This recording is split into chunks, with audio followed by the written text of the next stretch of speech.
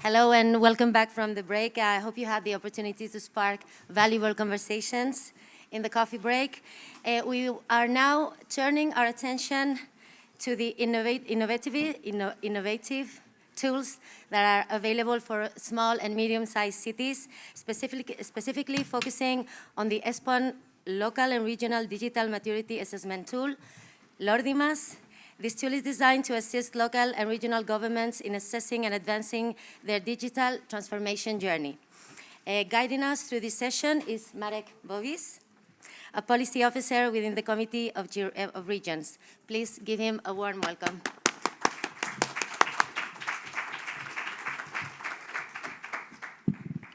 Thank you very much, and good morning, everybody. I hope you were enjoying the coffee and the toast as much as I did. In order to save time, I will not dwell too much on introductory words.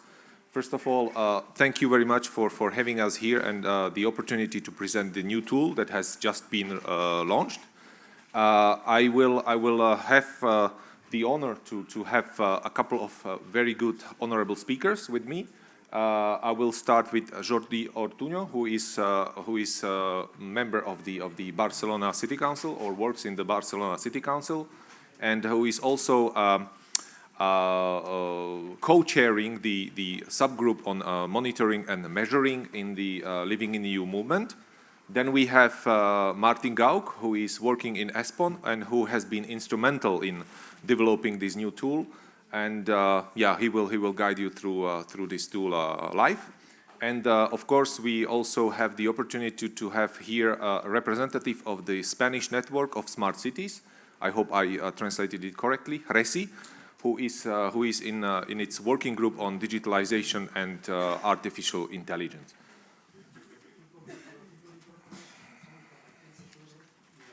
So, what is the structure of today's presentation?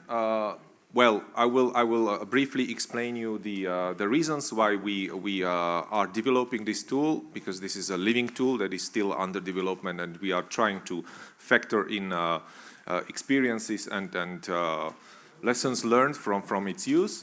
Then you will be given elements of the LORDIMAS and how it exactly works. And then in the end, of course, we would like to hear experience and lessons learned from early adopters, because there are not so many for the moment. As I already said, we have a couple of good speakers here, and I will be glad that they will be presenting you the experience with LORDIMAS. So jump on the reason why we are or we have been developing this tool. So we know that there are many digital divides in the European Union.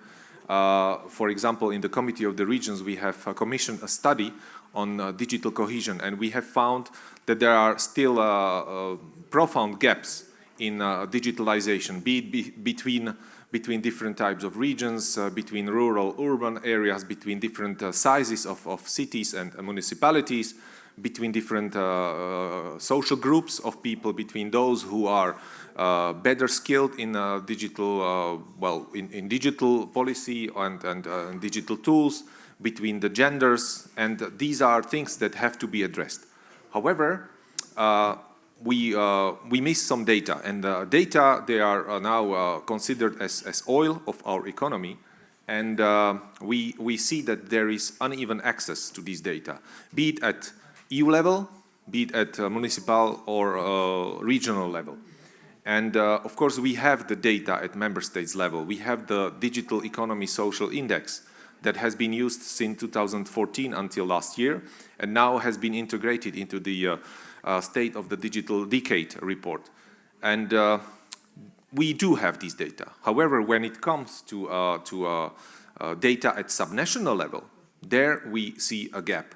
So it's quite hard for us, also at the EU level, to design policies without having these data. How can you design a policy on recovery and restructuring facility, recovery and resilience facility, about cohesion policy, when you have no data on how you are scoring on digital at subnational level? We have tried to gather data on digital transition within several projects. For example, one project that has been fundamental for also the work on this Lordimas tool is the Digizer project. And here, it cost a lot of money, 670,000 euros. We were able to, or not we, but ESPON together with project partners were able to contact 256 respondents. It took them 1.5 years, and it was a tedious work to constantly contact the administrators in city councils and the digital policy officers, and to get data from them. So we tried to do it other way, and we tried to design Lordimas. And Lordimas, well, it first serves for us to get data for policymaking, but also it should serve to get data for municipal and regional policymakers. Because imagine you are I mean, city manager, or you are mayor of a smaller or medium-sized city, and you are dwelling with day-to-day issues like waste management, where to invest money for, I don't know, you know, better roads, greening the public spaces, or where to construct new kindergarten, and so forth. And when it comes to digital, then you have issues with explaining to the general public, to your citizens, where this money goes to digital, because this is something that is not very well visible. And here, if somebody from other city comes to you and asks you, well, would you like to do a project with us, with me, and perhaps pool resources to do a digital project? Well, you would like to, but you are missing the data.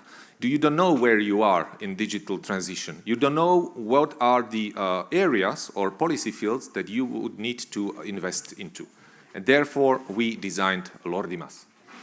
And now I give the floor to Jordi, as I said, the co-chair of the monitoring and measuring subgroup, who is within the Living in You and being instrumental in providing first insight and first background for the development of Lordimas. Jordi, the floor is yours. Thank you.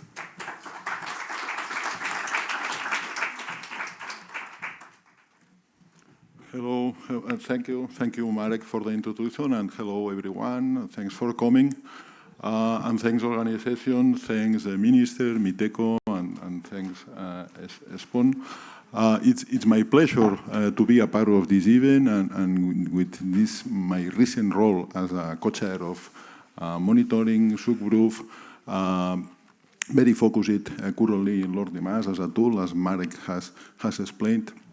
So I'm taking advantage of the translation service. I switched to Spanish to my presentation. So, cuando empezamos definiendo lo que es Lordimas, nos gusta poner el acento o poner de relieve en la palabra journey, en el que se trata de un proceso. This is a process, a digital transformation process that has different steps, has different goals and tasks to be accomplished. But the truth is that we know very clearly that you have the knowledge, you have the expertise, you know the local context within your journey. And as Marek was saying, you're already working and putting efforts into different digital transformation areas, but you don't have a global vision as to where are the areas where you're investing the most. So you need to consider, for instance, the efforts that you're doing in the data management. So is this effort in line with your digital goals? Or, for instance, how are you rating in interoperability and in within the digital transformation? Are you following the recommendations from the European Commission or from any important company of standards? Or what about the service delivery or other areas that are involved in the digital transformation. So what Lordimas does is support so that you can understand where you are in the digital transformation journey. And for this, Lurimas is based on a series of fields and questions, and the goal is to gather information that as you have as a city, but it also has the added value that aside for giving information to the indicators, you can also be more aware of the best practices within your fields of expertise, and you can share this with your peers. This should fit for both medium and small-sized cities, and this is very much in line with the territorial cohesion that we have been discussing these days. And you can also see what other cities are doing and how are they progressing in this field. So it's not only about inputting the data, as Marek said before, but it is also about creating a community around digital transformation where all the people involved and all the participants can share this knowledge. It is a place, we like to say, for getting inspiration from other cities, whether big or small, in terms of their digital journey. And moving on to the basic functions of the tool, the first thing that we need to highlight is that it allows you to assess different dimensions, 7 dimensions, depending on the results. And you, according to your answers to the questions, you receive a score. And this gives you an idea of your digital maturity from the lowest to the digital native. So this has a very important function that is it allows to make comparisons. When you start in the indicators area, you get this dashboard. And when you hear the word compare, you might think that it is about judging or criticizing other cities that are similar to yours, but far from that. The tool needs to be an inspiration so that you can learn from what other cities are doing. The small ones can learn from the big ones what mistakes they have made in their journey. And for the big ones, we need to learn from the smaller ones to remind us what the straight line is, what is the real path that we should be following. In particular, this function of comparison, I think it's particularly valuable. You can also share your best practices and the lessons that you have learned with your community. And also the tool, depending on the results of your scoring, you get several recommendations and tips regarding the policies and the way that you can improve your digital maturity. You need to remember that one of the goals is to learn about the balance between the efforts that you're doing in the different fields regarding digital transformation compared to what you need. And you also can assess not what's going on only internally, but also to have a look around, an outlook of what's going on and what other peers are doing and where they find themselves in this digital transformation journey. This is all I wanted to say for now, and I will give the floor to Marek again, and I will get back to you later on. Thank you very much.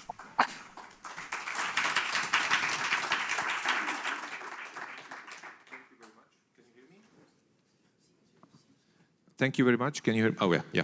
So now I give the floor to Martin Gauk, who will guide you through the whole tool and who will present you the main features. Thank you. You have 10 minutes. Thank you, Marek. Good morning to everybody. I'm going to run you through the tool briefly and explain how it works, but also add some little context in addition to Marek and Jordi. So this tool was developed executed, let's say, by ESPON, but the development was also including a lot of cities that are involved in the Living in New movement. For those of you who don't know what the movement is about, you can find more information on the website Living in EU, but this was a success story of the presidency of the Council of Finland, where it was launched, and it's still going strong, so that you can see also what the impact of the different presidencies of the councils can be, and also the long-term contribution to ESPON even after the presidencies have been concluded. So all of what we are going to present have been also discussed and developed together with cities and also umbrella organizations, city networks, and European institutions. It is designed also because you can measure digital transformation in many ways, and different councils and different regions, different countries have different priorities.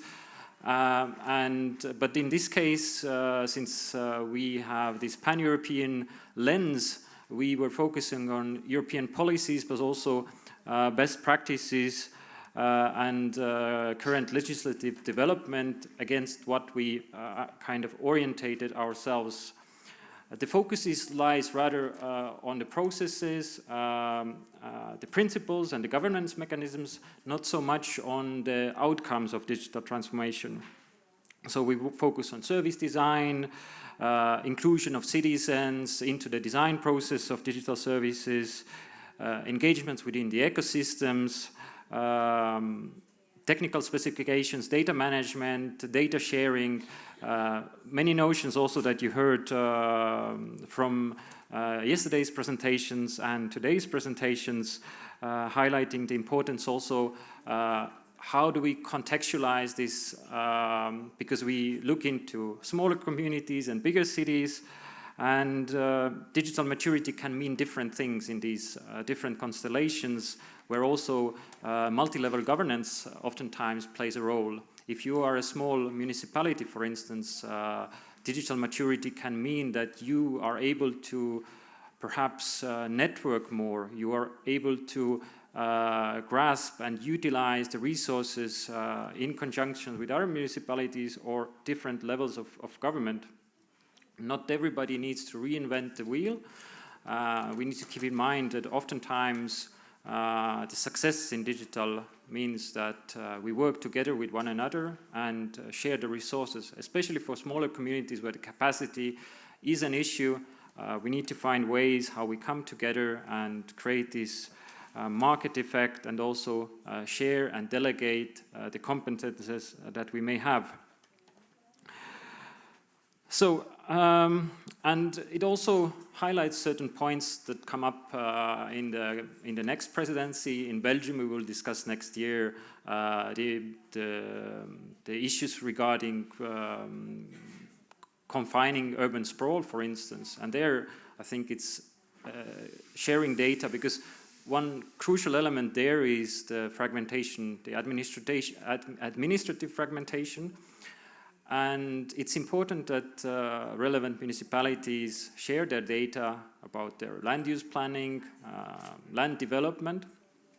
And for this, it is important that they can share this data, either through building a shared data platforms, shared data visualization platforms, or at least making sure that the systems that they have in their individual municipalities and the registries can exchange data based on common technical principles. With this in mind, I will run through this tool. So the tool is a self-assessment because we do not have very good comparative information from statistics, and that's the reason why we developed this self-assessment tool. Behind this tool, there is a short questionnaire that you can fill in. You can find this under the participate section of the tool. Sorry. And once you fill in this survey, you can then see yourself popping up in the interactive map. So you fill in your data here. Once you click submit, I will not have the time to go through it, but sorry.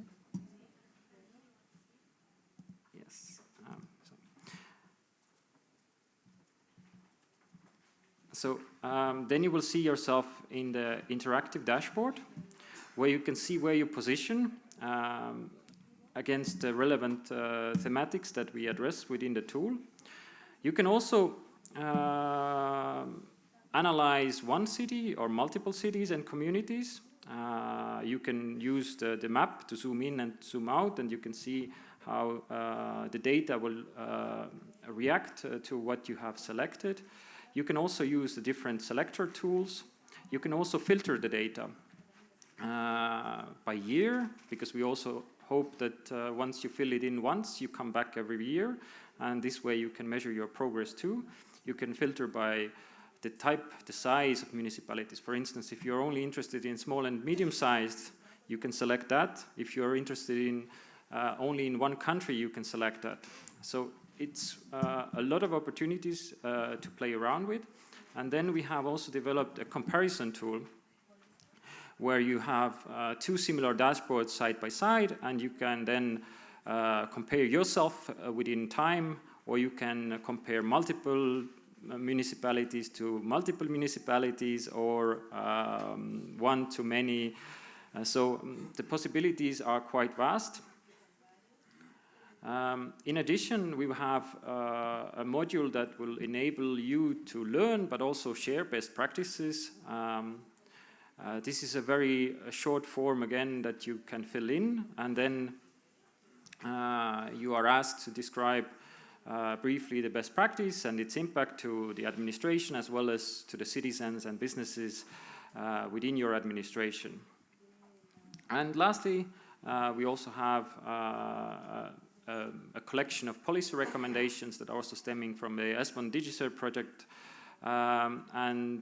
Since it's a living tool, we are also working next year to make these policy recommendations even more operational and also more reactive to the data. So depending on your scoring, you can also get better dynamic guidance on what to do. I think here I conclude with just one last message. Of course, developing the tool is one thing, but the main value of the tool is in the data. And since we have about 90,000 regions and regional and municipal councils, this is quite a big elephant to eat, to put it in a metaphor. And it's quite a daunting task, and that's why we are also engaged in so many partnerships, and we are also very thankful for the city of Barcelona and the network of RESI that have also engaged national stakeholders. We are working also within different networks, so the ESPON Estonian contact point, for instance, is organizing an ESPON seminar in Estonia next week, where we are also discussing digital transformation of municipalities, and we are then directly engaging with municipalities over there. So piece by piece and together we can, I think, manage to eat this elephant, and I hope all of you will also contribute and take a look at this tool. You can access it under lodimas.espon.eu, and we are also happy to come to your region or municipality to explain it further to you and how it works. Thank you.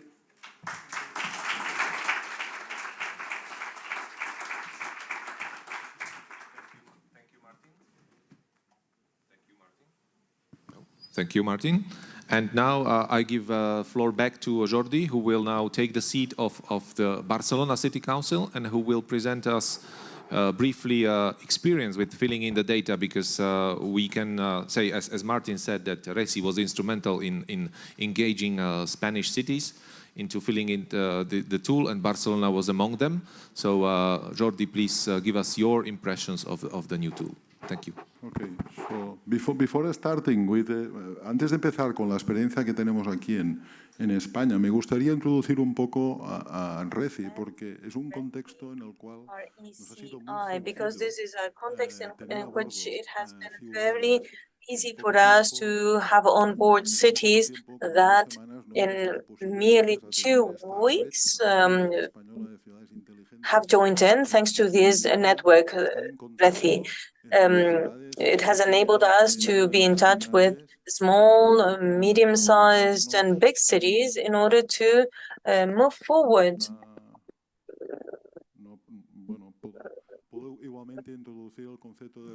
I will present the concept of RECI. I remember when I took the role of co-chair in the monitoring subgroup in order to promote and support from Barcelona, but with an European vision. I understood the importance of belonging to a network such as RECI. The cohesion between the municipalities and the regions is extremely important. I cannot show you now the goals that we have.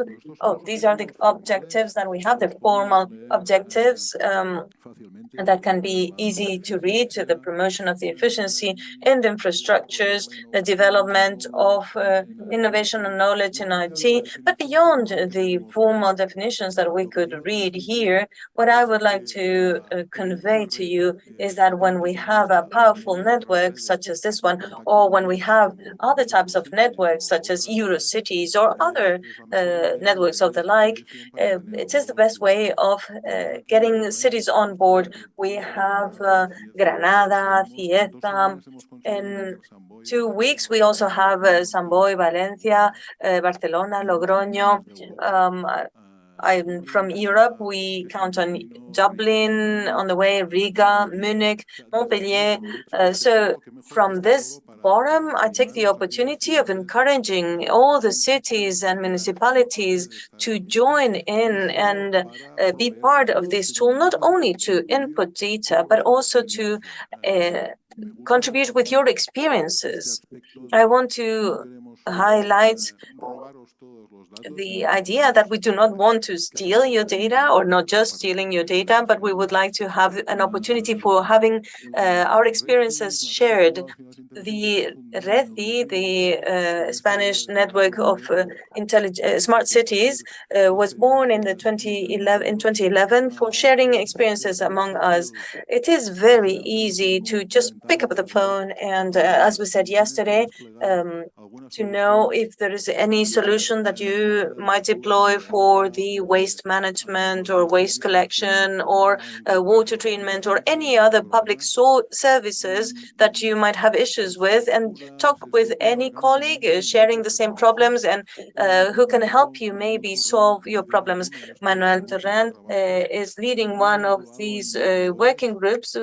This is very much connected with the indicators. This is why we have decided to join in the Lordimas project in order to contribute from our perspective towards improving the indicators in order to improve the digital transformation in the cities. I will give you back Marek, or maybe Manel.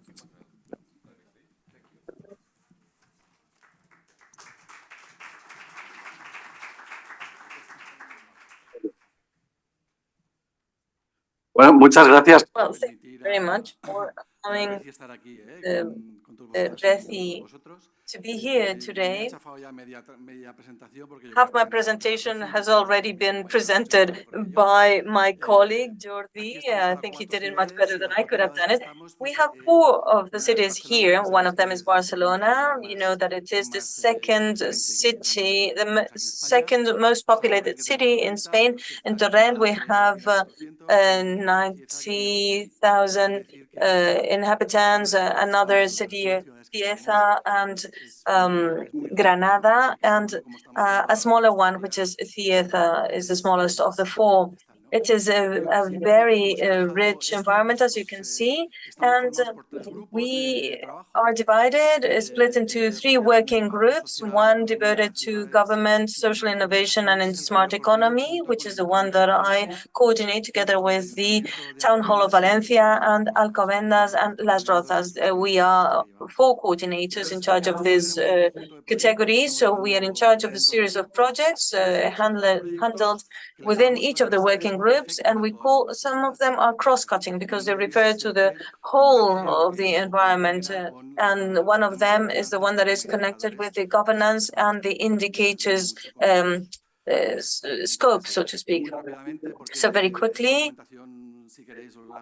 because I could easily provide you with this information in writing at any time, but I would like to explain that one of the issues that we faced was that in Spain, there is this network called Impulso Cities for Innovation.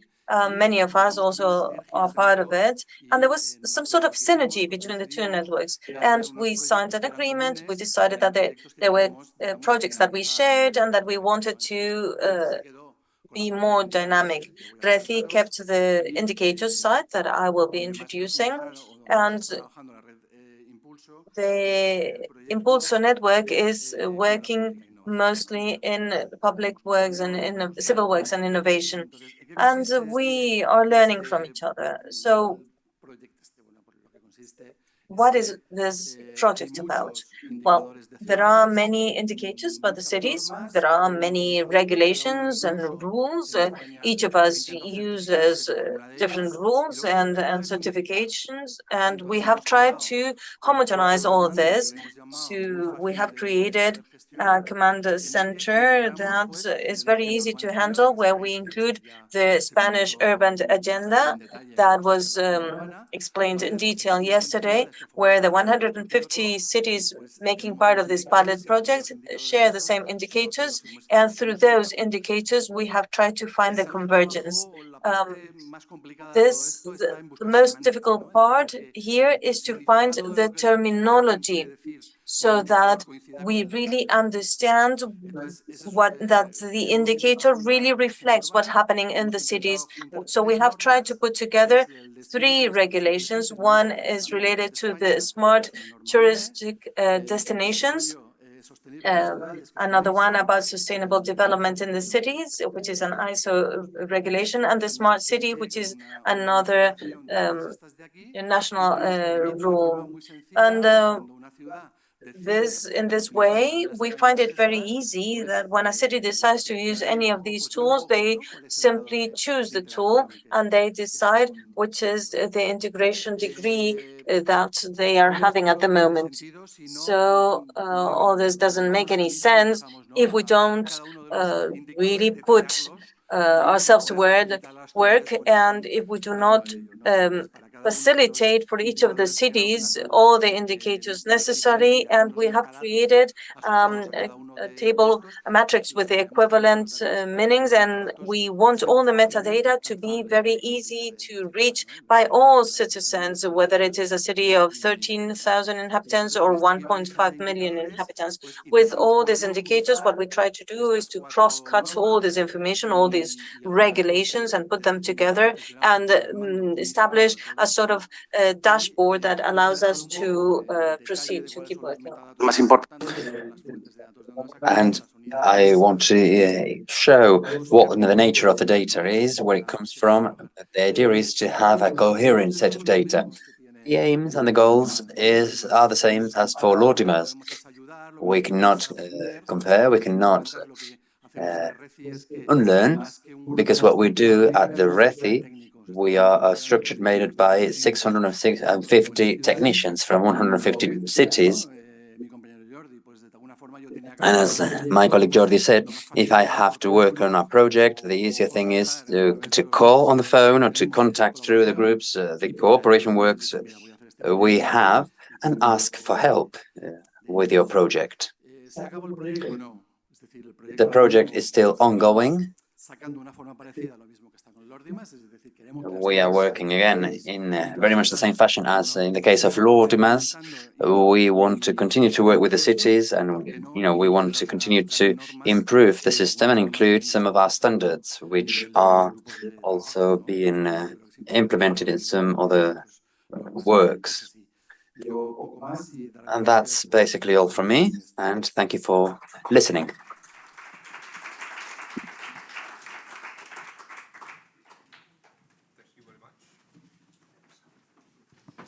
Thank you very much for these interventions.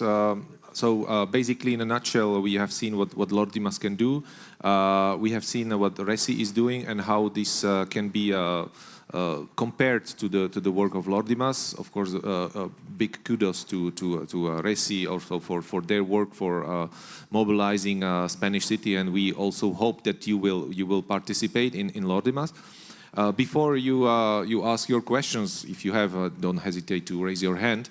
I may ask the panelists, what do you see are the biggest benefits of Lord Dimas, not for us as policymakers at the EU level or national level, but for the cities participating in Lord Dimas, or for the networks of cities that could use data from Lord Dimas. Jordi?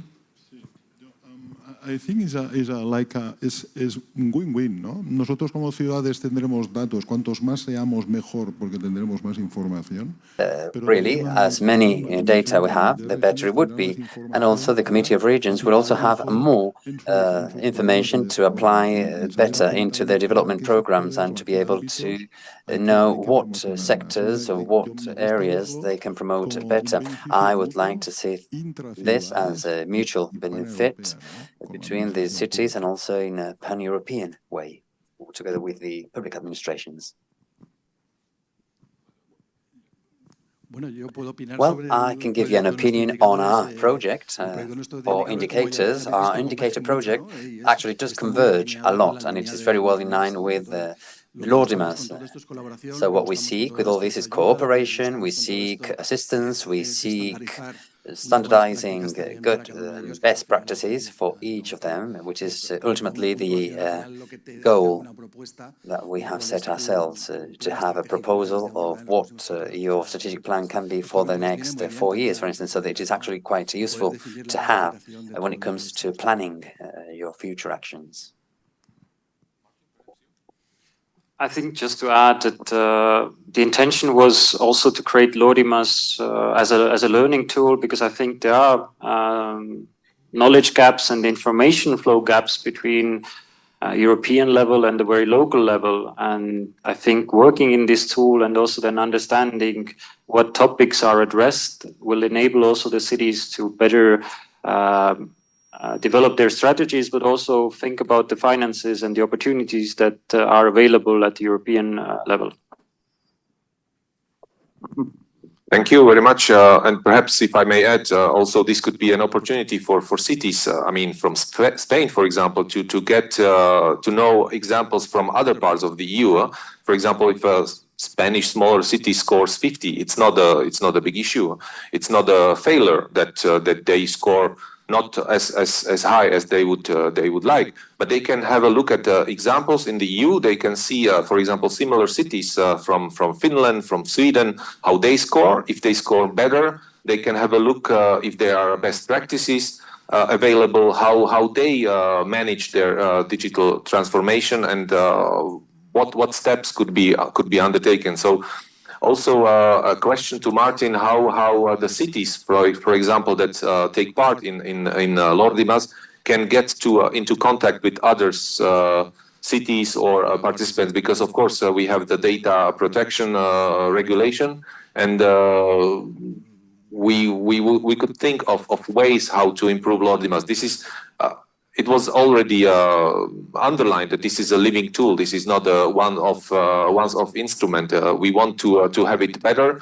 We want to have feedback from those who participate, and we will hopefully try to integrate the lessons learned. But Martin, can you tell us how to get into contact with others? Thanks.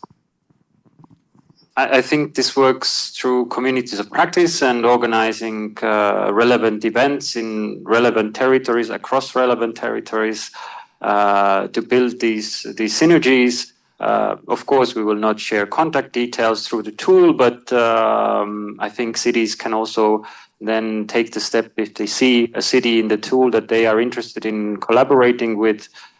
They will definitely find a way to find also these contacts. Thank you. Are there any questions in the audience? Yes, please.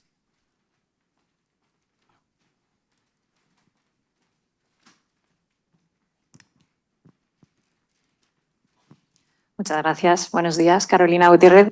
Thank you. Good morning, Carolina Gutierrez from the Spanish Ministry of Agriculture. I found your project really interesting, actually all the projects that you mentioned. And as far as I am concerned, since I work in the agro industry, as I actually explained yesterday, we work very much in close contact with the network, the National Agricultural Network, and I would like to ask you if you do expect think you will see the rural world joining Lordimas if you are having difficulties to for the integration of those more rural areas and territories. And if that is the case, maybe we can go together with you, we can disseminate the project so that some rural municipalities are aware of it, because the contact with the rural means is very direct, together with the agricultural sector. So if there is the space and the possibility of potential cooperation in awareness, in raising awareness among rural municipalities who might be interested to be part of the project, do count on us. We will be only very happy to talk to you, and if you want us to cooperate with you for the dissemination of the project, very welcome. Thank you. Thank you very much for this offer, very precious one and very appreciated. Are there any other comments, questions from the audience? You can use also the Slido, and are there any comments on Slido? Sorry.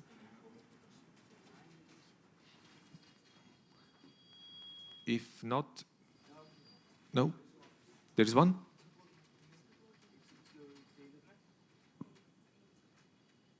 So we have some technical issues. So perhaps the person that has introduced this question into Slido can raise his hand.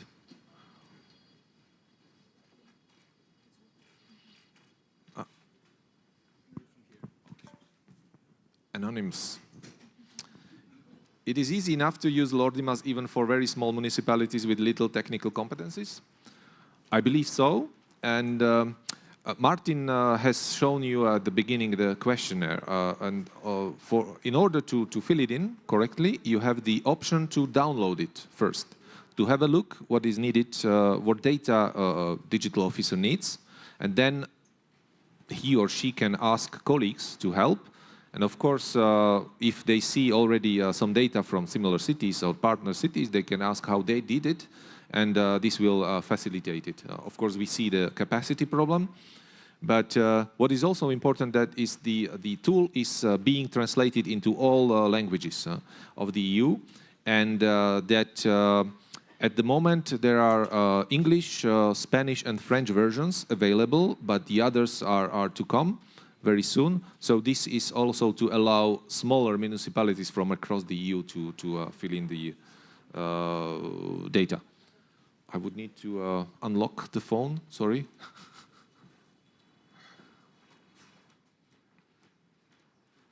Yes, thank you.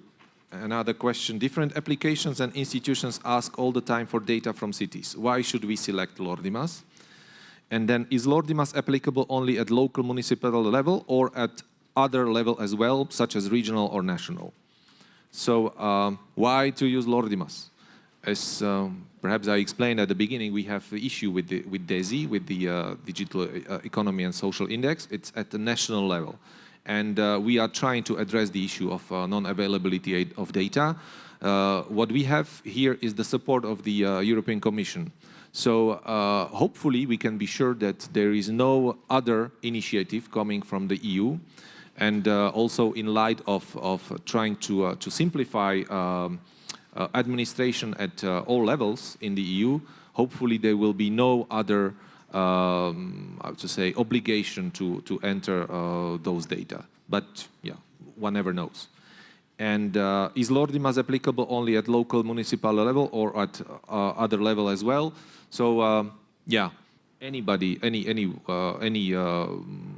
territorial level is welcome. We already have, I think, Emilia-Romagna as a region which has introduced the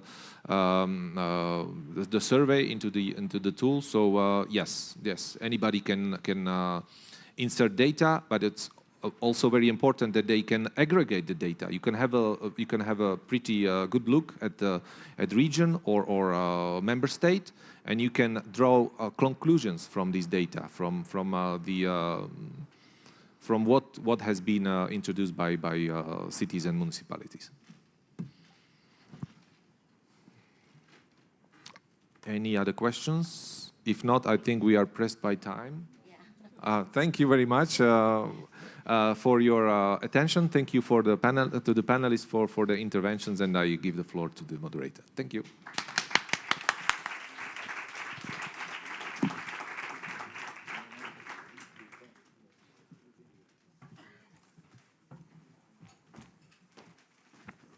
Thank you. And as we move to our concluding session, conclusions and reflections, we are excited to have a respected panel who will share their takeaways from the seminar, the research, and the policy needs that have come to light. Also, in this session, we will hear from the nations that will soon take the helm of the EU presidencies. And now I would like to welcome to the stage to Esteban Molina, Deputy Director from the Ministry of Finances and Civil Service of the Government of Spain.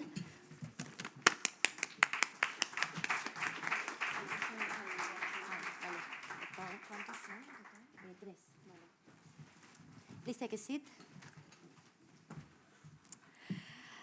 Now I'd like to invite Juana López Pagán, General Director from the Ministry of the Ecological Transition and Demographic Challenge of the Government of Spain. Welcome, Juana.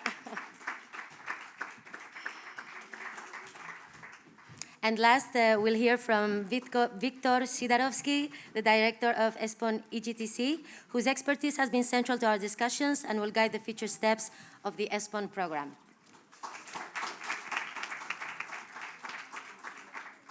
And now I'd like to invite Esteban to... Okay.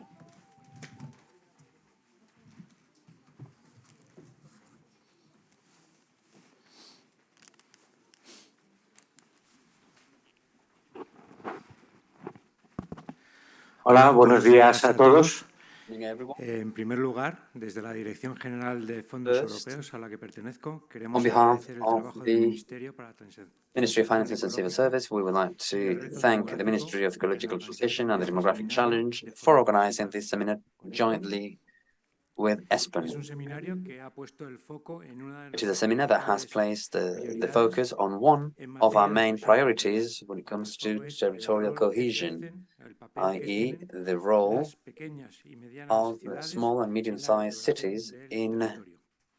creating Este and improving semestre, territories. hemos ostentado la presidencia. In the course of this semester, Hemos querido where abordar este Spain tema desde una held the perspectiva presidency of comunitaria, the para poner de EU, manifiesto we un wanted ámbito to en look el at que this in a venimos trabajando en las community políticas nacionales perspective, working y on que national puede exportarse sin policies duda al resto de and Estados miembros. work in a model that can be exported to the El rest concepto of de ciudad pequeña y member mediana, states. como The hemos concept podido ver of en small este and medium-sized seminario, city, as es we variable have según heard el tipo de in this territorio en el seminar, que nos encontremos. varies according to the Lo que es type of indudable territory where es que we are. comparte un elemento But funcional, what is que es undeniable su is that it capacidad actually de does share mediación, de enlace its entre capacity grandes to act urbes as a y link territorios between rurales. large cities and rural Desde la territories. perspectiva de la financiación europea de la From the política de perspective cohesión, of European especialmente a través del FEDER, financing los through the instrumentos FEDER funds, territoriales como las the estrategias territorial instruments integradas such as de integrated desarrollo strategies for urbano development, sostenible for han sustainable abordado urban development, parcialmente los retos de have este tipo de ciudades. tackled the challenges of this type of En este cities. contexto, y At pensando en la least política de partially in cohesión this context, and thinking in the cohesion 2027, policies from con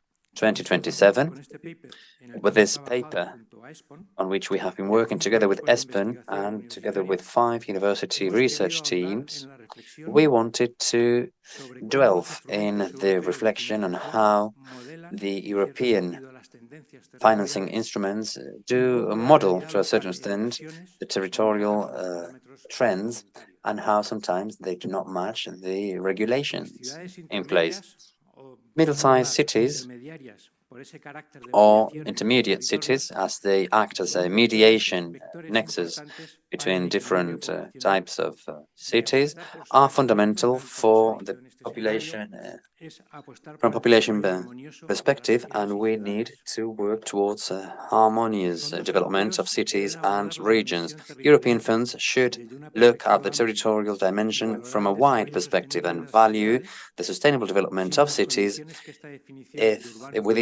without the conditions that this definition between urban and rural actually does imply. Development in this cohesion framework should reinforce the links between the cities and the rural environments and the funds devoted to that aim. Specifically concerning the FEDER, which seek to find synergies among territories. Working with programs such as ESPON has given advantage, which is having the space to reflect on the type of orientation that the policies we implement should have and how we can bring together the methodology from the academia to the policymakers. This reflecting work, which will be reflected in the policy brief once we have heard the different contributions coming out of this seminar, and also the meeting taking place in Salamanca today and tomorrow, and bringing together the territorial directors of cohesion, will allow us to continue to look into the potential of middle-sized cities, as well as the public and private policies that can support their sustainable growth. In the course of this seminar, we could also hear discussions on such important issues as the relationship between the urban and the rural,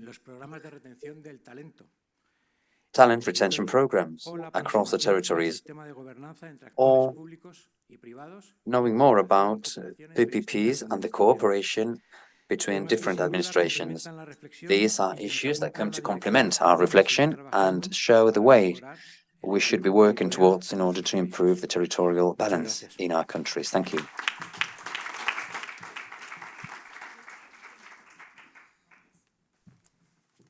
Now we will give the floor to Juana, and I just wanted to remind you that after Juana and Victor have shared their reflections, we will open a 5-10 minute space for any questions or ideas or comments that you want to share with them. Welcome, Juana.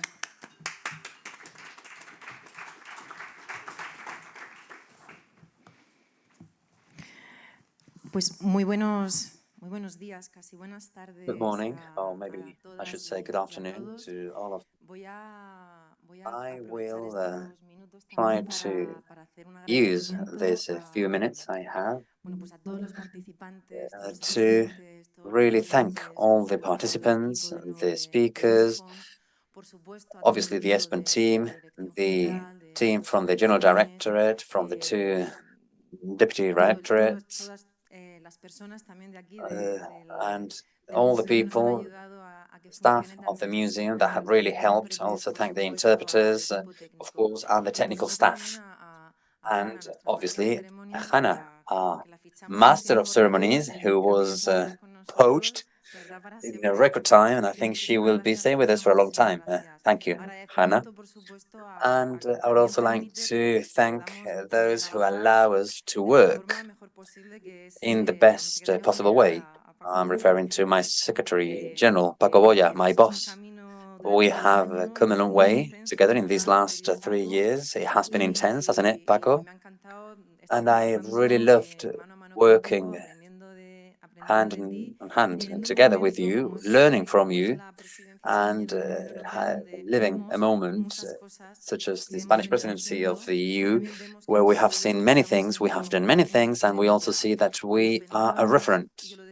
When we thought, and this is something I said in some of my speeches, when we thought and dreamt, apart from being called a body to fight depopulation, we wanted to also work on cohesion. And this is the commitment that the government had, led by our third vice president, also led by the Secretary General Paco Boya, and the entire team from the DG has trying to do their best in order to comply with that commitment. At the end of yesterday's session, I shared with you that we are witnessing a very important moment in Spain because right now, as we speak, we are having the debate for the appointment of the new president of the government, the new prime minister in Spain. And in the discourse of our acting president, he highlighted the issue of the territories and working with and for small and medium-sized cities and municipalities to continue with that plan of action to improve infrastructures, to improve public services, and in short, creating rights and opportunities for all the citizens. I wouldn't like to take much more time, but I would just like to say something else by way of summary. I'm just a little bit tired of being heard, and I don't want to take much more of your time. But I do believe that we have discussed in this seminar about many things with great contributions. Indeed, we have talked about the challenges that were around depopulation, about the lack of investment and services, the lack of human capital, energy transition. We also talked about opportunities, about the challenges that we will be working on by generating polycentric models, generating the best governance, providing quality access and public services, quality financing, participative focus, so working on the right scale, and obviously supporting the capacity building for local entities, particularly those who need it the most, which are the ones with the less amount of resources. And we do believe in the municipalities. We understand that this public policy has to come hand in hand with the territories, the local governments, in a well-constructed and well understood cooperation between the local, regional, and of course the national levels. And that's all from me. Just I would like to thank you all for the work. And this is not the end. As I always say, I will say to Victor, this is the beginning of a kind of work where we will be working really, really hard. Thank you. Thank you, Juana. And now off to Mr. Victor Sidarovsky, Director of ESPON EGTC, who has also shown himself as an excellent timekeeper during this seminar. Thank you.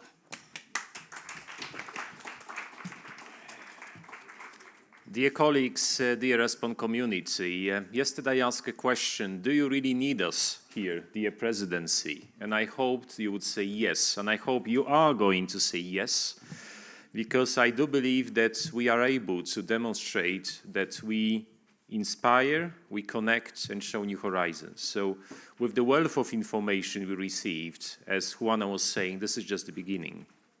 The role of ESPON is to constantly provide you with the platform to, again, connect, get inspired, show inspiration, and also then ESPON shows new horizon. We are not the research program. Please don't take us for that. We are the policy support programs. And I would like, with all the thanks to the presidency team, to Juana in particular, for making this journey together with us come true, all the technical staff, all the staff at the presidency team, also thank my ESPON team. You made it really a very good event, and we owe you a lot, all your hard work, and my team and my staff, and I think that we should give a big applause also to the staff. So, dear participants, you may ask, what comes next? Next comes that all the presentations will be available on our website. So even unfortunately, if you didn't have time and possibility to network and to ask questions, you will have all the material for you, for your use on the website. The policy paper will soon be published. You still can see it on our website. You may contribute to it so that it also reflects your opinion. And then the journey will continue with the other presidencies, and also the Hungarian presidency that Laszlo is going to talk about will take up an issue of services of general interest in the lagging regions. So as you may see, this is not the forgotten endeavor, and hopefully you will stay with us for many, many years to come with ESPON. Thanks again.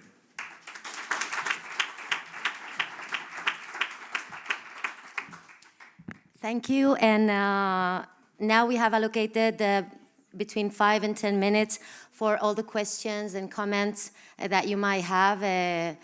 And here we have the panelists. If you have any question, please ask for the micro. Then we also have the questions in Slido. But if you ask for the micro and want to to ask the question live, please introduce yourself. Your name and role would be very helpful, as that helps us add context to the question. Any question?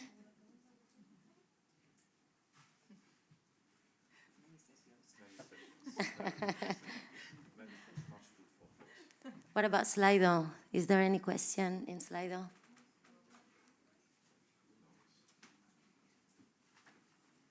Any question about this presentation or other presentations that we've had in the seminar, and that we didn't have time to allocate a space for the question? Now is the time.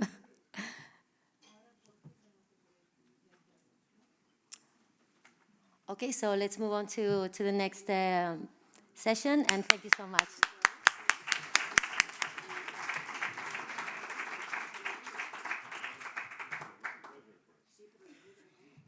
And now you can see there a QR code. We've been using Slido throughout the whole seminar, and now it would be very, very helpful if you could log in Slido.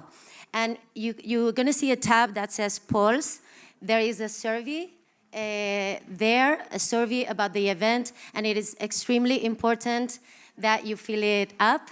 It can be anonymous, as this helps us get valuable feedback to improve future events. So go to slido.com and then click on the tab polls. And now we move into the next session about the next EU presidencies of 2024, Belgium and Hungary. And these two countries will share the vision and priorities for their upcoming term. Joining us first from the ESPON MC Belgium, please welcome Maarten de Bakker. From the Bureau Bruxellois de la Planification, et René Pieters from the Wallon Public Service.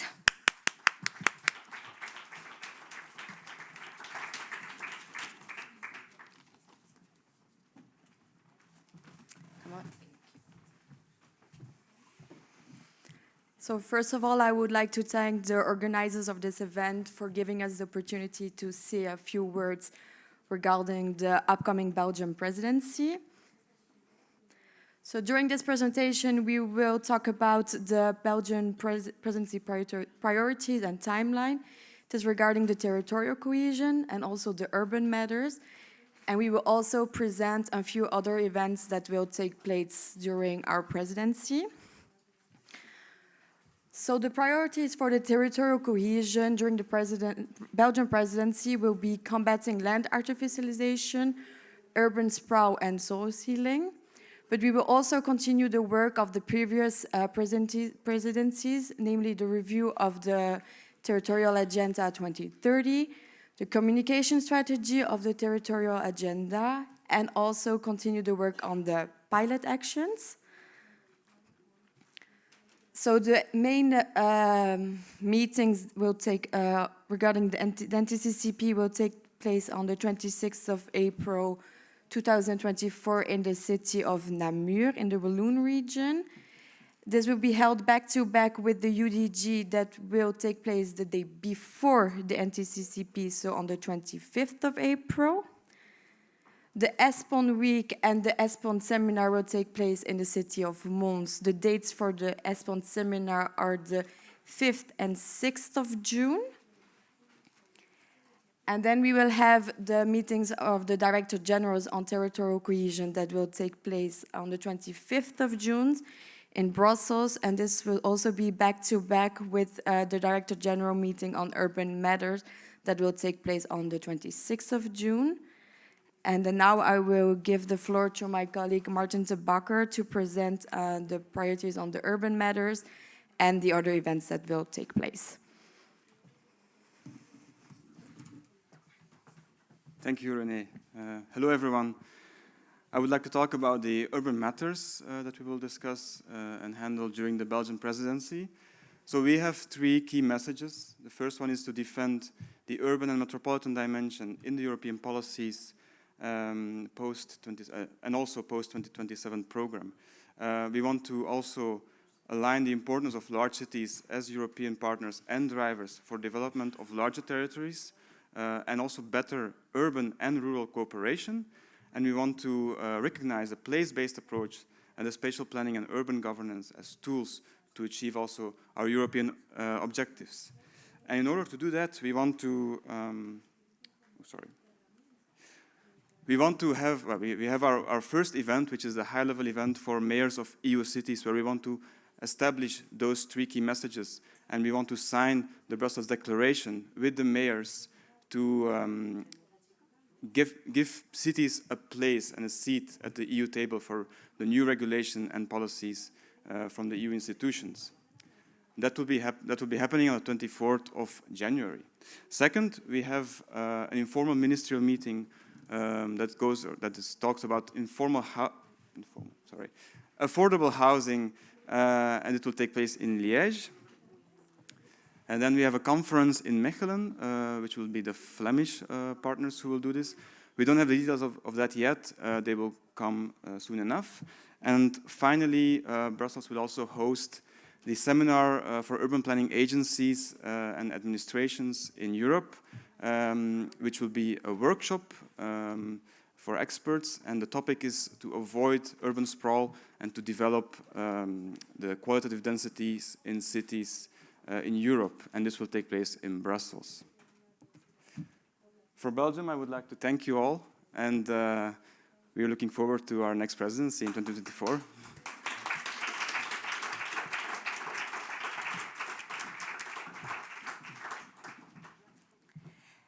Thank you. Now I want to welcome, we're going to turn our attention to Hungary, and I want to welcome Laszlo Gere from the ESPON MC Hungary, representing the Prime Minister's Office and Deputy State Secretariat for Strategic Planning and Regional Development. Welcome, Laszlo.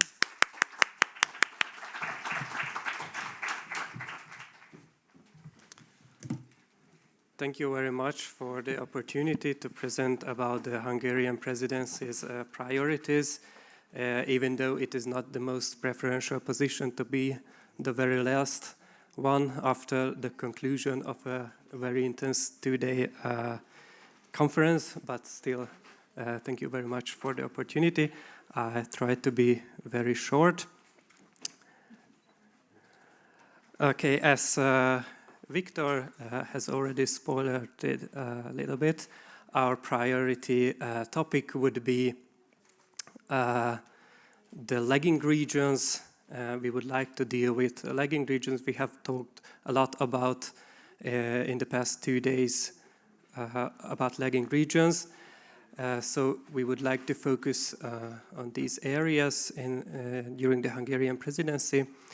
And we would like to deal with these regions by focusing on public service provision and to find innovative ways, new alternative ways of providing public services.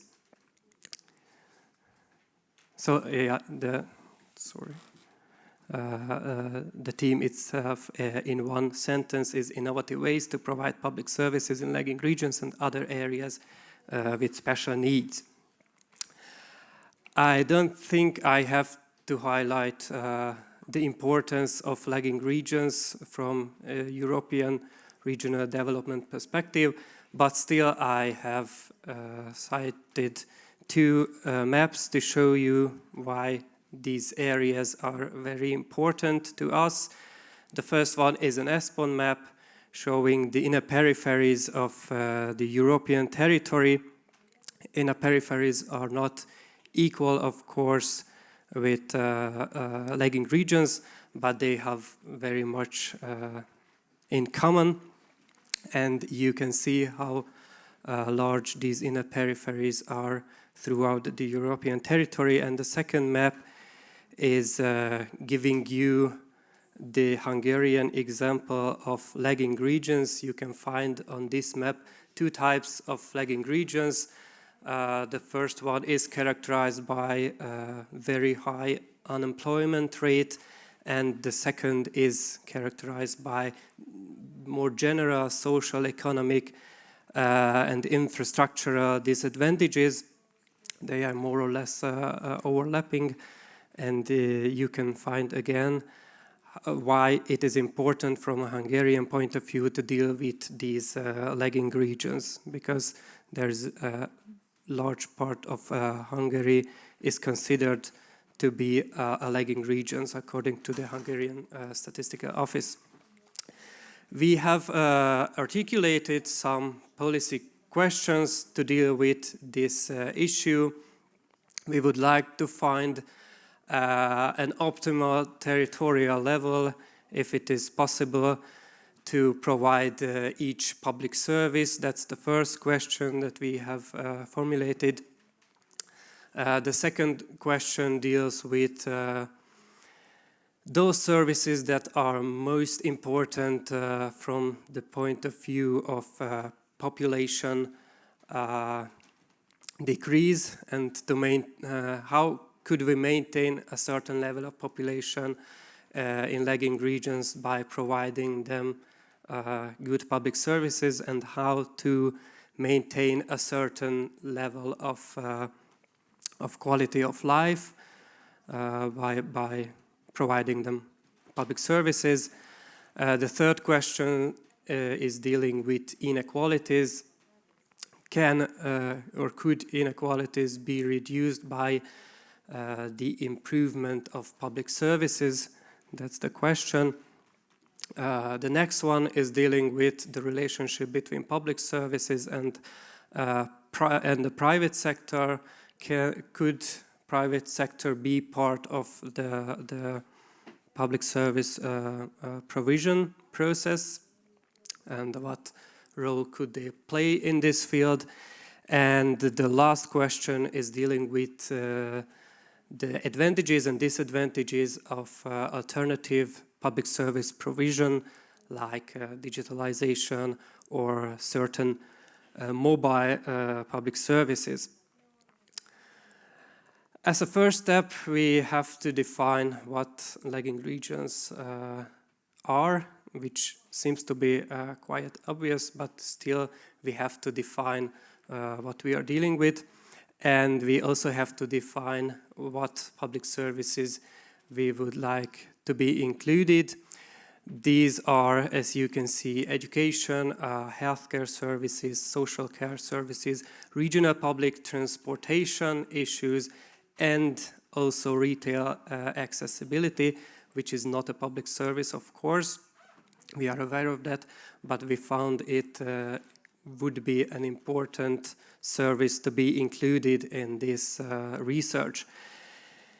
And the most important part of my presentation would be the next steps issue, and I would like to take the opportunity to raise your attention to this work and to invite everyone who feels to be interested in this topic. You can join this process by providing your experience in this field, to provide case studies and best practices, because we would like to gather as many case studies and best practices from other European countries and territories as we can. And for this reason, we would like to organize in the coming month also a peer learning event with ESPON. So if you are interested in this field, do not hesitate to contact me or to contact with ESPON, and follow the news on the ESPON page regarding this peer learning workshop. And thank you very much for your attention, and I hope we will meet in Budapest during the Hungarian presidency. The ESPON Seminar is going to be in a year from now, in November 2024, in Budapest. So thank you very much.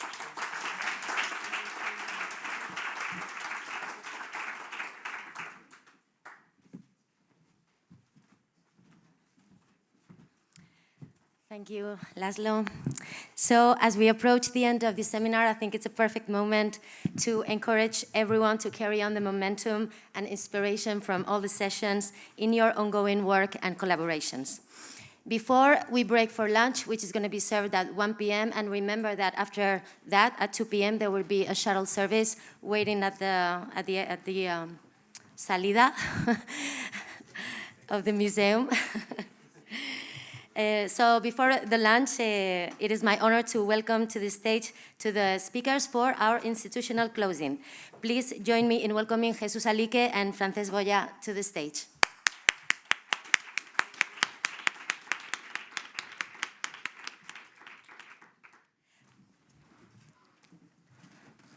First, we will hear Jesus Alique, as I said, Commissioner for Depopulation from the Castilla-La Mancha government. Please, the floor is yours. Thank you.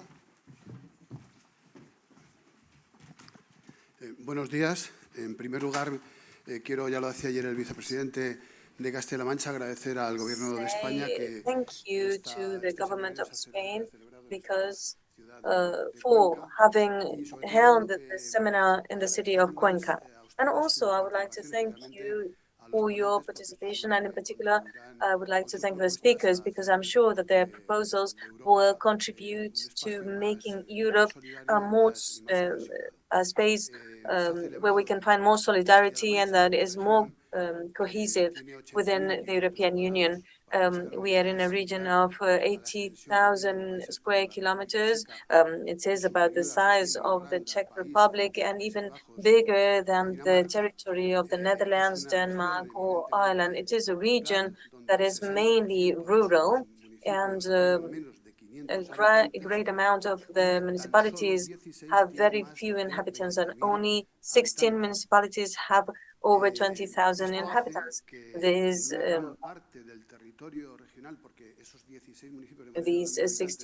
16 municipalities are sometimes close within the territory. So inside this region, we see that there is a lack of small cities and medium-sized cities. So sometimes the most important cities in the regions are so tiny that they are not, and they are the leading municipalities in their area. So we see that there is a great amount of rural area, and there is this phenomenon that we see related to the depopulation of the region of Castilla-La Mancha. We are a referral in the way we are tackling the demographic issue with the measures that we are adopting to combat depopulation. We started working on this in June 2021 with the social and political consensus. It was passed in the regional parliament by unanimity vote. And what we want to ensure is the equal opportunities for all the people living in the region of Castilla-La Mancha, regardless of the place or the territory in which they live.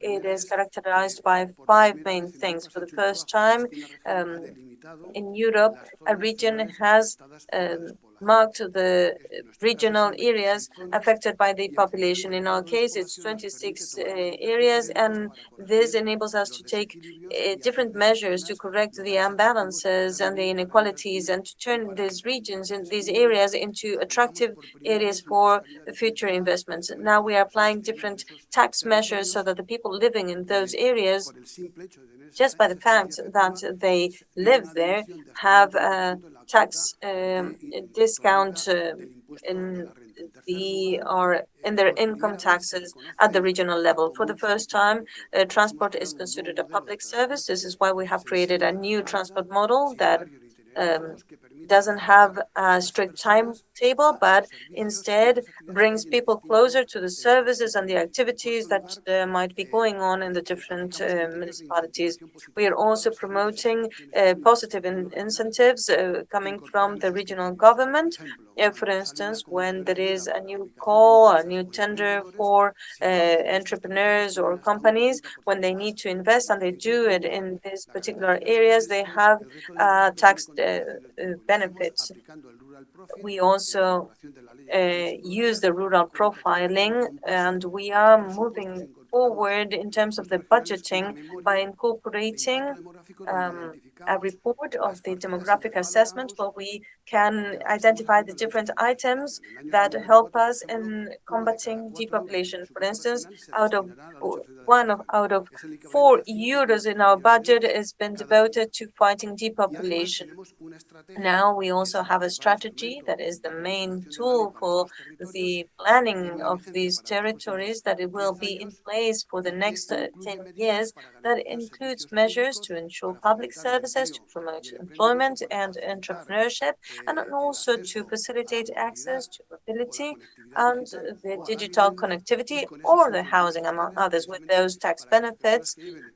Also, the people living in these municipalities and these villages will have the same opportunities that people living in the cities have. Depopulation is not a sort of a snapshot. It is actually the result of, it's a dynamic outcome of different measures and policies that are implemented. Throughout the 2 years that we have been implementing this law that I have mentioned, we have seen a positive outcome, and this means that there are more people coming into these areas than the people leaving these areas. This means that we are on the right path, but the work is not done. We need to have all the different administrations well aligned, and this is why we thank the Spanish government, Paco, for having this cross-cutting policy and for having created this territorial cohesion fund that enable us to undertake projects such as facilitating access to housing or the delivery in the homes of the patients of different drugs, so that they do not have issues with having to move to cities. We are also being leaders in Europe. Recently, the president of Castilla-La Mancha achieved an unanimous vote from all the regions across Europe in order to push the territorial and social cohesion.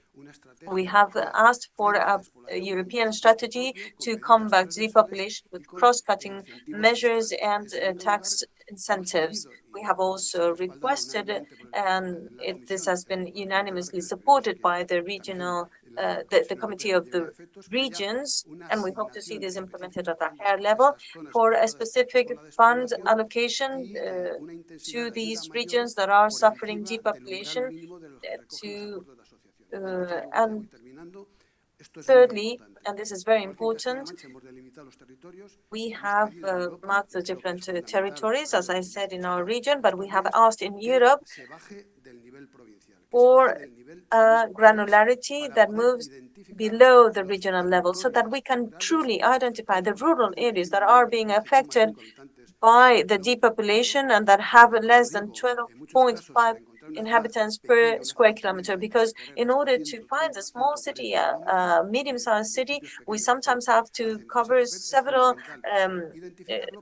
tens of kilometers, and we need to identify these areas in order to be able to identify their needs. Regions as the ones around Soria, regions that have been acknowledged as depopulated areas, as hollowed areas. So we need to move beyond the regional level, to go sub-regional in order to identify these areas. As the Commissioner Ferreira said, it is about leveling the game field, so that the areas that are below the regional level, that have this depopulation issue, have greater visibility. If this is achieved, I believe that we will be really getting to have an inclusive Europe, cohesive Europe. And I want to thank you finally and wish you a safe trip back to your home. Thank you, Jesus. Cohesion definitely has been a key word throughout this seminar. And now, to share the closing reflections, please welcome Frances Boya, General Secretary for the Demographic Challenge from the Ministry of Ecological Transition and Demographic Challenge of the Government of Spain.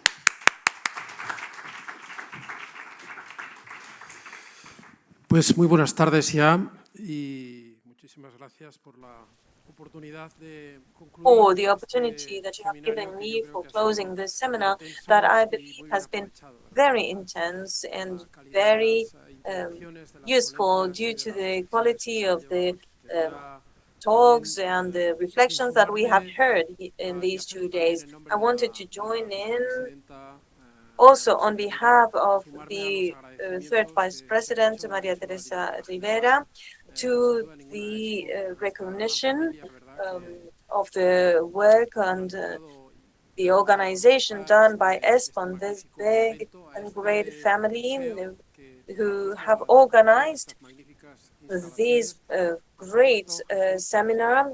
Also, thank you to the museum for having us these 2 days. Also, thank you, clearly, Jesus, for your hospitality and your warm welcome in the 2 days that we have spent in the city of Cuenca. And I would also like to thank the General Secretariat team in the demographic challenge secretariat, and I would like to thank you, especially now that we are reaching the end of the term, for the work that they have carried out in the past years, and whose work has enabled us to have access to social and territorial cohesion policies, and to have also a scope that goes beyond the national boundaries, goes into the vision of Europe, and that has enabled us to move forward in a very remarkable way in the use of the different tools that we have implemented. And also, I would like to thank the work, the joint work that we have carried out with the regional governments. This work has been key, and I think it is a sort of dynamic that needs to guide us looking forward in terms of the search of this dialogue, this consensus, when we are working in a context that is a multi-level context. We want to always try to find a convergence in the actions that we carry out, so that the sum of all our actions is successful and leads to a fruitful outcome. Because at the end of the day, what we are discussing here is the territory and the complexity of having to deal with the territories, of acting in the territory, and the difficulty, the complexity of defining useful and efficient tools that enable us to have a proper functioning. And at the end of the day, what's at the core of all this debate are people, the women, the men living in the mid-sized and small cities, the people living in the geographical regions that we call the territories of the discontent. It seems that we had forgotten about the villages. They seem to be outdated for people who seem to be only able to live in the city. So I believe that the interest of our work of this seminar is to give value again to that reality, give value to a territory that is complex, that is heterogeneous, and that is full of different cultures and ways of living, of ways of understanding our relationship with nature. But it is also a way of coming to terms with the natural environment, with the reflection of the way we inhabit this planet and the way that we contribute to the survival of a planet in the midst of a dynamic that is actually killing it somehow. I have been making a reference to the things that we have discussed in a very broad manner, but I think that the debates that we have listened to here were very important, and I think that the Spanish presidency has tried to bring to the table something that we thought was crucial, which is the way we see these cities, small and medium-sized cities, coming to the focus of the regional, national, and transnational policies so that they can regain the role of becoming territorial nodes that enable us to have dynamic territories that have a fair way of dealing with the people. I've heard about territorial justice recently. I don't know if this is politically correct or not. I have found conflicting ideas regarding this, but I think I could use this term. I think that the territories also need justice. They need balance, equality, and the public policies that we have been talking about. So if you allow me, I will make a brief summary of all the conclusions in order to wrap up my own talk and to close this seminar. We started talking about the provocative cities and the key role that small and medium-sized cities have. And we also talked about the territorial contract and the need of organizing the rural areas with these polycentric developments, where small and medium-sized cities are sometimes key, and obviously the need of promoting the interconnection between such cities. We also talked about the need of creating public policies that allow us to balance the different market forces and the importance of the multi-level governance. And more specifically, and I think this is something that we need to keep in our memories looking forward, the importance of empowering the territories so that they have the capacity of making their own decisions about a reality that can be very diverse and in which we see the importance of the participation of the local communities. We have also talked about the political dialogue between the mid-sized and small cities and the cooperation between the urban and the rural areas. And we talked about the importance of the European financial instruments and the possibility of going deeper, diving deeper into the 5.2 and 5.1 policy objectives that enable us to tackle the reality of the depopulation, and that also needs the participation of the different regions so that we can go deeper and keep working in this line. And this is why we thought it was important to deal with the challenges of the integrated territories and the development of the complementarity of the different funds so that they can contribute to the achievement of the different goals, the reinforcement of the multi-level governance by supporting the municipalities in particular in tackling the big challenge of the territorial engineering. For the smaller municipalities, it is very difficult to tackle projects that are beyond their scope due to their administrative and technical capacity. This is where we need to be to work with them and be very supportive. We have also talked about talent, innovation, and the economic transition, and in particular, this technological transition. These are factors that are key, in particular, with regards to the development of innovation. We have seen some examples. We also have to talk and highlight the importance of the human talent which is key for generating opportunities within the territories, and clearly the availability of the services is important too. So remember that the criteria for defining this environment around the small and mid-sized cities should be more flexible when we are considering the density, the population or number of inhabitants. There were very interesting initiatives such as the German Academy or the small and medium-sized cities, and also the new narrative in order to define the whole change process that was summarized in the 3 R's, the rethinking, recreating the processes and re-inhabiting the regions.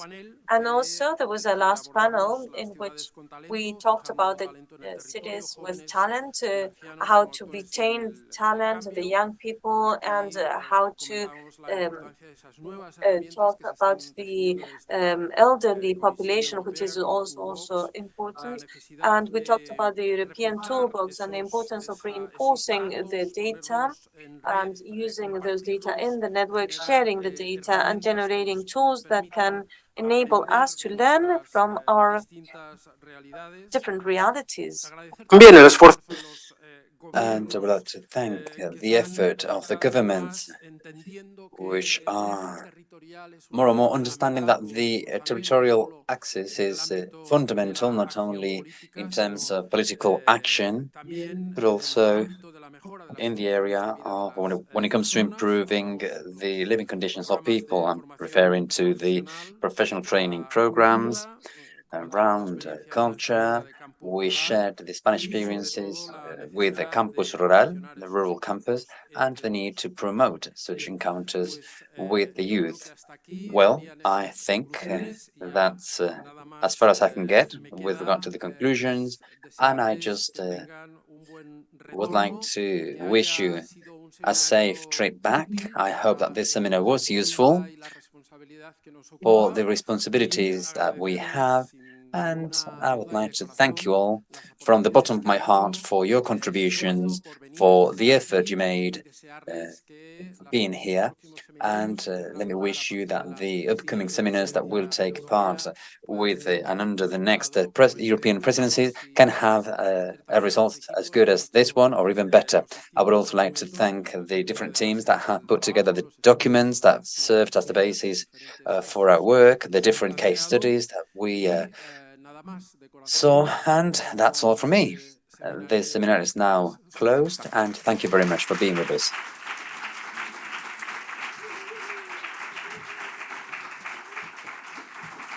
Thank you for the final conclusions and reflections. And well, if there is a mantra that I'm going to take with me from this event is one that the speaker Jan Adoy shared this morning: small places matter. And before I give the floor to Victor for the last words, some housekeeping. We have bus number 1 who will leave the MUPA at 2 p.m. to Cuenca downtown, but then we have bus 2 who will leave at 2 p.m. from the MUPA and will go to Auditorio and then to the ECP meetings, okay? That's bus number 2 at 2 p.m. But then we have another bus at 1:30 sharp that will go from Cuenca to Salamanca to the DGTC meetings, okay? And now please welcome Victor. Thank you. Muchas gracias por todo. Thank you very much. Not to restrain you from having a well-deserved lunch, I would like to thank you to all the participants and a kind plea that you also are able, as we do, to speak the positive language, the stories that you've heard, the story of the city of Cuenca, city of Soria, city of Vienna, city of Mérida, city of Fundão, Saluzzo, Oschersleben. And also you can speak the stories of your own small and medium-sized towns, because you are also, as ESPON community members, the ambassador of the message that small and medium-sized cities indeed matter, and there is life in it, and there is a positive narrative in them. And I hope that, again, we meet in half a year from now in very positive spirits to talk about no-net land take. So safe trip home to all of you, And now, please remember about the buses distribution, so that you are not late. Thank you. Goodbye.